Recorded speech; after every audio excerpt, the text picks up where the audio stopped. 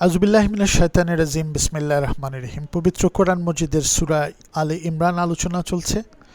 190 নম্বর আয়াত থেকে শুরু হচ্ছে, 20 নম্বর রুকু। 190-91। নিশ্চয়ই মহাকাশ ও পৃথিবীর সৃষ্টিতে দিন রাত্রির আবর্তনে জ্ঞানীদের জন্য নিদর্শন রয়েছে। মহাকাশ পৃথিবীর সৃষ্টিতে এবং দিন রাত্রির আবর্তনে সর্বতোভাবে জগৎসমূহের কথা চিন্তা করার মধ্যেই জ্ঞানীদের জন্য নিদর্শন রয়েছে। তারা দাঁড়িয়ে বসে বা শায়িত অবস্থায় আল্লাহকে স্মরণ করে, যে কোনো অবস্থাতেই চিন্তা করে আল্লাহকে নিয়ে। তারা মহাকাশ ও পৃথিবীর সৃষ্টি রহস্য নিয়ে গভীর ধ্যানে নিমগ্ন হয়। সৃষ্টিকর্তাকে বুঝতে পারার একটা আনন্দ তাদের মধ্যে থাকে এবং বলে, হ্যাঁ আমাদের প্রতিপালক, তুমি এসব অনর্থক সৃষ্টি করনি, তুমি মহাপবিত্র। এই দহন যন্ত্রণা থেকে বা আগুনের শাস্তি থেকে তুমি আমাদের রক্ষা করো। কি অসাধারণ এক আয়াত! চিন্তা শক্তি বৃদ্ধি করার এক বিশাল ব্যাপার। আমরা সূরা মুমিনের 57 নম্বর আয়াতের আগের পর্বে বলেছি, মানুষ সৃষ্টির চেয়ে মহাকাশ তৈরি কঠিন, চিন্তা করো। এইভাবে সূরা বাকারার 164 নম্বর আয়াতেই আল্লাহ তাআলা বলছেন একইভাবে, নিশ্চয়ই মহাকাশ ও পৃথিবীর সৃষ্টিতে রাত দিনের আবর্তনে প্রয়োজনীয় সামগ্রী বোঝাই জাহাজের সমুদ্র যাত্রায়। তখন ছিল সমুদ্র যাত্রা। আল্লাহ এটা সার্বিক একটা ব্যাপার বলছেন।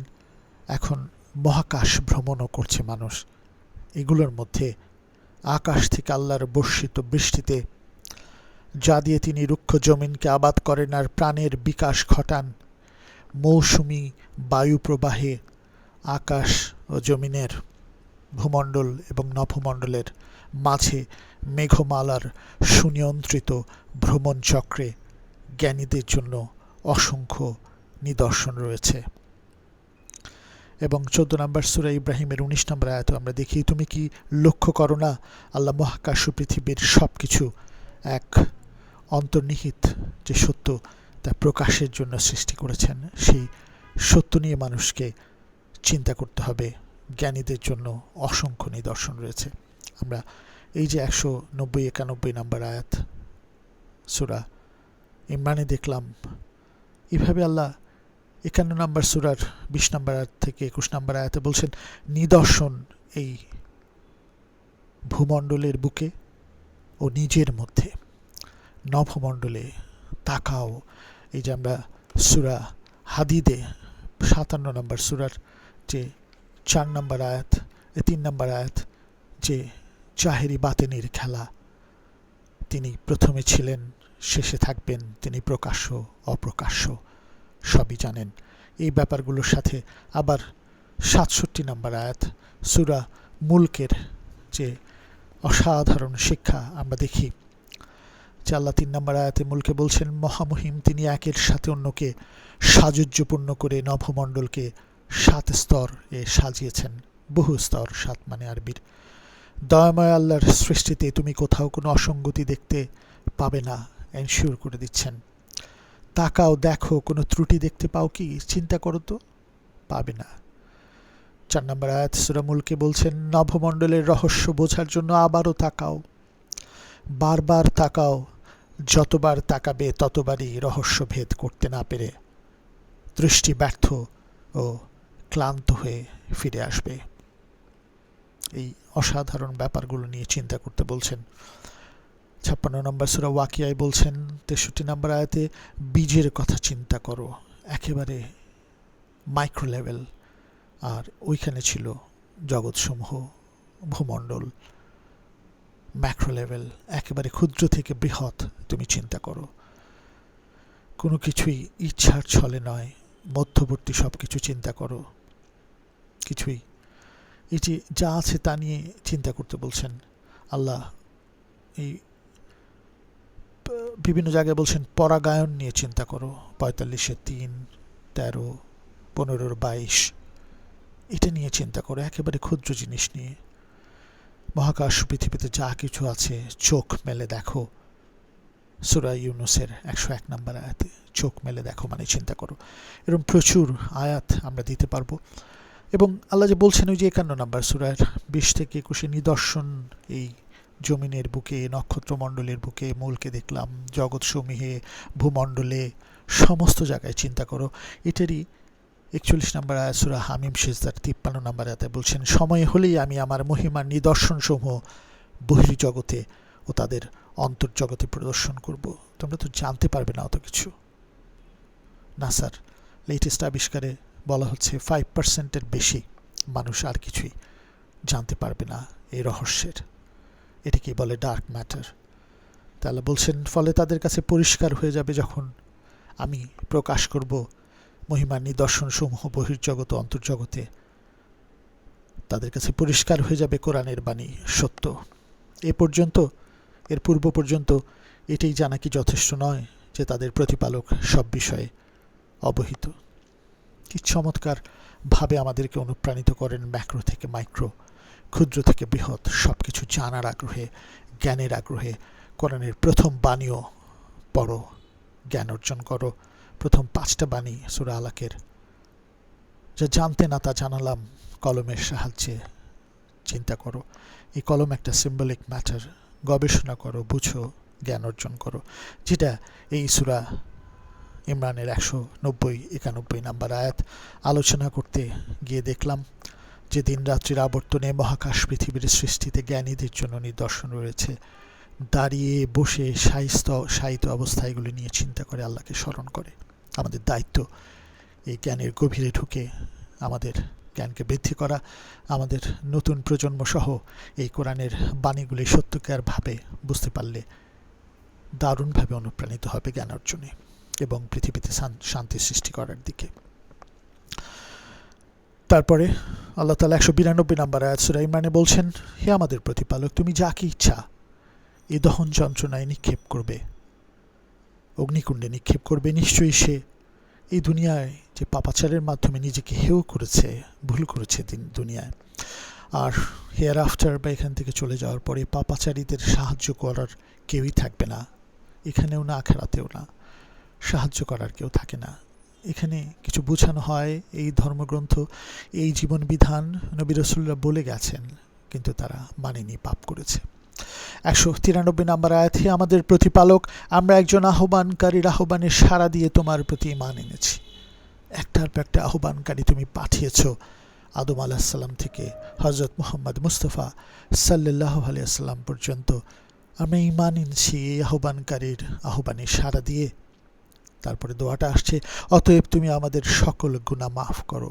আমরা যেহেতু সৎ এবং সুন্দর পথে আছি, তার আহ্বানে সাড়া দিয়ে এখন কোরআনের বাণী বুঝে অনুসরণ করে সকল দোষ ত্রুটি মুক্ত করো, গুনাহ মাফ করো এবং সৎকর্মশীলদের কাতারে আমাদের শেষ পরিণতি দাও।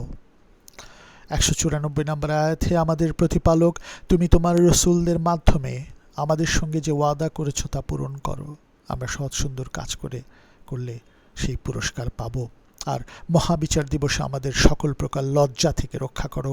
আমরা তো ক্ষুদ্র মানুষ, আমরা পাপের রাজ্যে নিজেদেরকে নিমজ্জিত করে ফেলেছি। আমরা চেষ্টা করছি বের হয়ে আসার তোমার এই বিধানের মাধ্যমে, তা অনুসরণ করে নবী রাসূলদের শিক্ষায়, যা সততার শিক্ষা আমাদের ওনারা দিয়েছেন। তাই আমাদের কিছু ভুলভ্রান্তি যদি থাকে, মহাবিচার দিবসে আমাদের সকল প্রকার লজ্জা থেকে রক্ষা করো। তুমি কখনো ওয়াদা খেলাপ করো না। কি অসাধারণ ব্যাপার। এরপরে 195 নম্বর আয়াত, তারপর তাদের প্রতিপালক তাদের ডাকে সাড়া দিয়ে বলবেন, আমি কোনো সৎকর্মশীল নরনারীর কর্মফল বিফল করি না। সৎকর্মশীল নরনারীর কর্ম বিফল করি না। তারা যে সৎকর্ম করে এসেছে, নরনারী যেই হোক, সমানভাবেই তারা পুরস্কৃত হবে। তোমরা একে অপরের পরিপূরক, তোমাদের সৎকর্মের পুরস্কার সমান। তাই যারা হিজরত করেছ, ঘর ছাড়া হয়েছ, আল্লাহর পথে নির্যাতিত হয়েছ, যুদ্ধ করেছ বা সংগ্রাম করেছ বা কষ্ট পেয়েছ, নিহত হয়েছে, যারা নিহত হয়েছ, তাদের সকল অপরাধ ক্ষমা করে দেব। শুধু সততার পথে থাকাটাই যে একটা সাবজেক্ট, তারা প্রবেশ করবে জান্নাতে, যার তলদেশে থাকবে প্রবহমান ঝর্ণাধারা। এ আল্লাহর পুরস্কার, বস্তুত আল্লাহর পুরস্কারই শ্রেষ্ঠ পুরস্কার। আমরা এই যে নরনারীর কর্মফল বিফল করি না, এই আয়াতটা আরেকবার পড়ি 195 প্রথম দিকে। তারপর তাদের প্রতিপালক তাদের ডাকে সাড়া দিয়ে বলবেন, ওই যে দোয়াটা আমরা দেখলাম 193-94। তারপরে এই সাড়া দিয়ে বলবেন, আমি কোনো সৎকর্মশীল নরনারীর কর্ম বিফল করি না, তোমরা একে অপরের পরিপূরক, তোমাদের সৎকর্মের পুরস্কার সমান। এই জায়গাটা মনে রাখতে হবে, এই যে জাস্টিস নরনারীর প্রতি। এটি আমরা 4 নম্বর সূরার নিসার 25 নম্বরে দেখি, নরনারী বিশ্বাসের ভিত্তিতে পরস্পর সমান। আমরা বাকারায় দেখেছি তোমরা একে অপরের গার্মেন্টস, পোশাক। এবং 4 নম্বর সূরা নিসার 122-124 দেখি, নরনারী বিশ্বাসের ভিত্তিতে পরস্পর সমান এবং পুরস্কার পাবে। সাথেই বলা হচ্ছে এদের ক্ষেত্রে পরমাণু পরিমাণও অবিচার হবে না, একেবারে ন্যায্য বিচার, সমান পুরস্কার। 40 নম্বর সূরা মুমিনের 40-এ বলা হচ্ছে নারী পুরুষ সৎকর্মে জান্নাত প্রাপ্ত হবে। কি চমৎকার! 16 নম্বর সূরা নহলের 97 নম্বর আয়াতে বলা হচ্ছে বিশ্বাসী পুরুষ হোক বা নারী, যেই সৎকর্ম করবে তাকে দুনিয়ায় সার্থক জীবন দান করব এবং পরকালে সে তার কাজের শ্রেষ্ঠ পুরস্কার পাবে। এই দোয়াটাই আমরা করি সূরা বাকারা 201 নম্বর অনুযায়ী, রব্বানা আতিনা ফিদ দুনিয়া হাসানাতা ওয়া ফিল আখিরাত। এই পৃথিবীতেও আমাদের কল্যাণ দাও, পৃথিবী থেকে চলে যাওয়ার পর কল্যাণ দাও। নরনারী সমান দোয়া, সমান পুরস্কার সৎকর্মে। এই ব্যাপারগুলো আমাদের জানতে হবে, এই পুরুষ এবং নারীর যে ভারসাম্যর ব্যাপারটা অসাধারণ। এরপরে 196 নম্বর আয়াত, যারা সত্য অস্বীকার করেছে দেশে দেশে তাদের গর্বিত পদচারণা যেন তোমাকে বিভ্রান্ত না করে। তাদেরকে অবকাশ দেওয়া হচ্ছে কিছু সময়ের জন্য সত্য অস্বীকারীদের, এদের গর্বিত পদচারণা যেন তোমাকে বিভ্রান্ত না করে। এটি সূরা মুমিন 40 নম্বর সূরার 4 নম্বর আয়াতে আল্লাহ তাআলা নবীকে বলছেন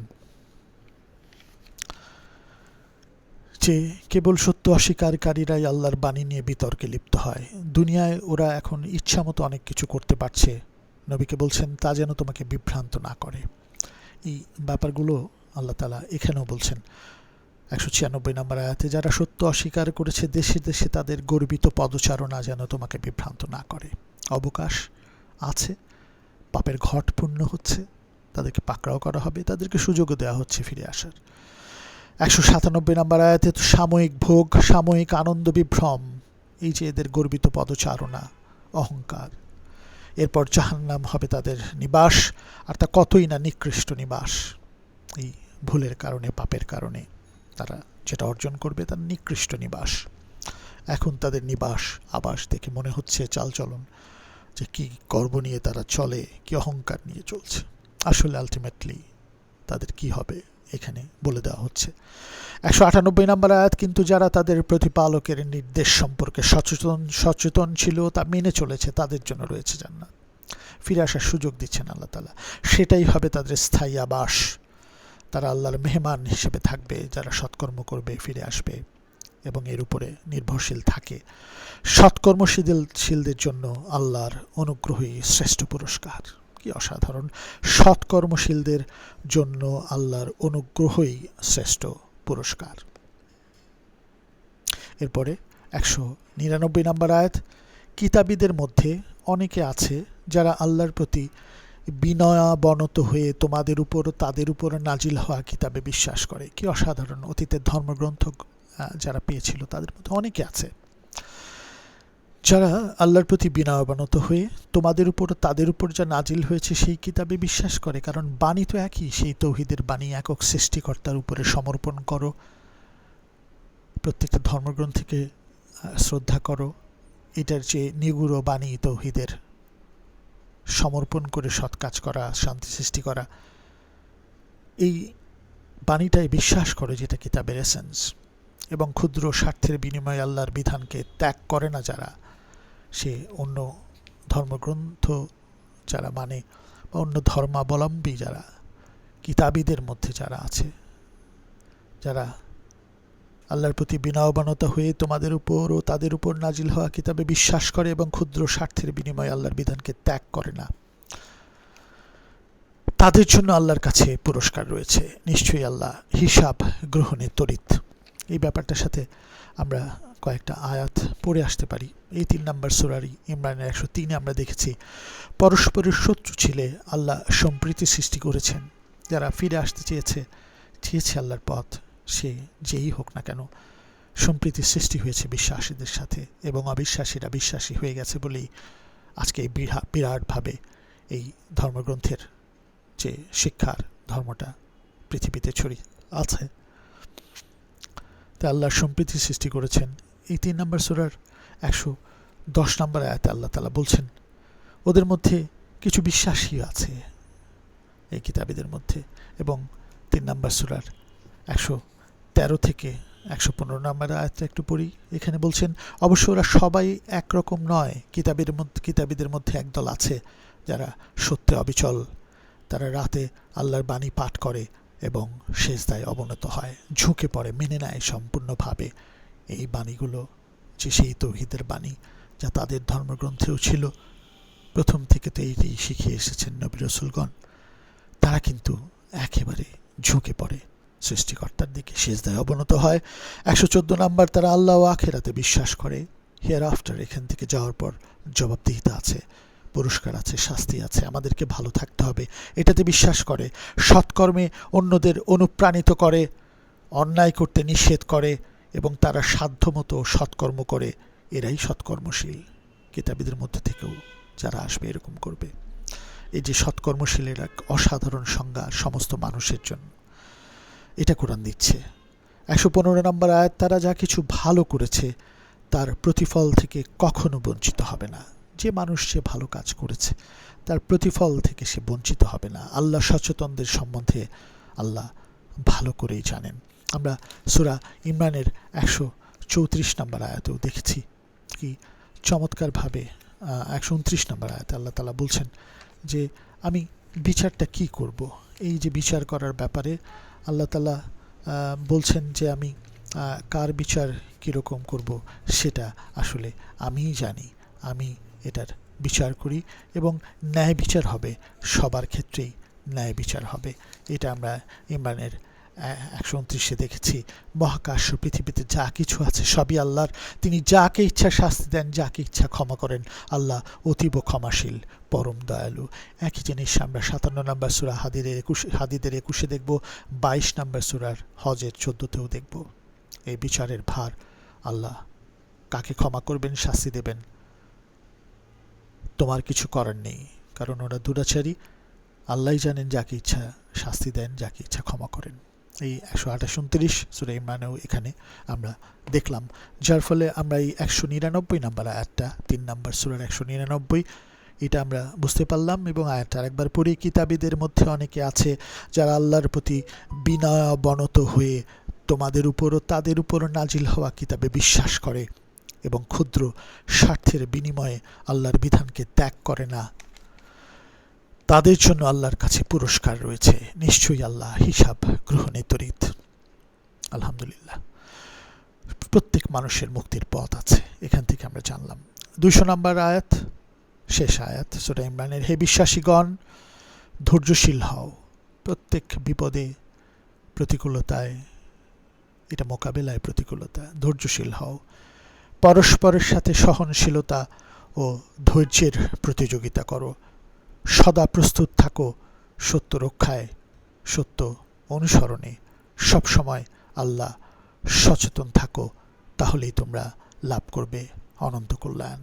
এই অনন্ত কল্যাণের জন্য ধৈর্য ধরতে হবে, সহনশীলতা ও ধৈর্যের প্রতিযোগিতা করতে হবে, সৎ পথে থাকতে হবে। এবং আমরা এই সূরা ইমরানেরই 134 নম্বর আয়াতে যা দেখেছি সেটাও এখানে একবার এটার সাথে পড়ে রাখি। নিশ্চয়ই যারা সচ্ছল অসচ্ছল অবস্থায় দান করে, রাগ নিয়ন্ত্রণ করে, মানুষকে ক্ষমা করে, আল্লাহ তাদের ভালোবাসেন। এবং আমরা বিভিন্ন জায়গায় এই ধৈর্যের ব্যাপার দেখব, বিভিন্ন আয়াত আছে, সেগুলিতে আমরা দেখব। 42 নম্বর আয়াত 36 থেকে 39 বলা হচ্ছে, ক্রোধান্বিত হলেও ক্ষমা করে যারা, ধৈর্য ধরে 3-এর 186, 10-এর 109 সকল বিপদে ধৈর্য ধারণ করো, 46-এর 35, 2-এর 200 আমরা দেখলাম, 3-এর 76 যারা ওয়াদা পালন করে, ওয়াদার ব্যাপারও আছে, এবং সর্বব্যাপী সর্বোপরি এই 200 নম্বর আয়াত, হে বিশ্বাসীগণ ধৈর্যশীল হও, পরস্পরের সাথে সহনশীলতা ধৈর্যের প্রতিযোগিতা করো, সদা প্রস্তুত থাকো সত্য রক্ষায় যেটা সত্য, সত্য অনুসরণে। কি চমৎকার!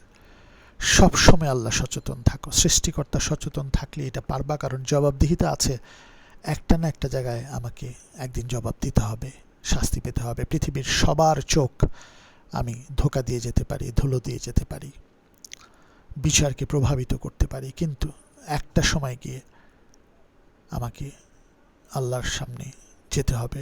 আল্লাহ সচেতন থাকি এই জন্য, তাহলেই তোমরা লাভ করবে অনন্ত কল্যাণ। ইনশাআল্লাহ এখান থেকে আমরা শিক্ষা গ্রহণ করব। সূরা ইমরানের এই 200 নম্বর আয়াত এখানেই শেষ করলাম, শেষ আয়াতটি। জাযাকাল্লাহু খাইরান। আসসালামু আলাইকুম ওয়া রাহমাতুল্লাহি ওয়া বারাকাতুহু।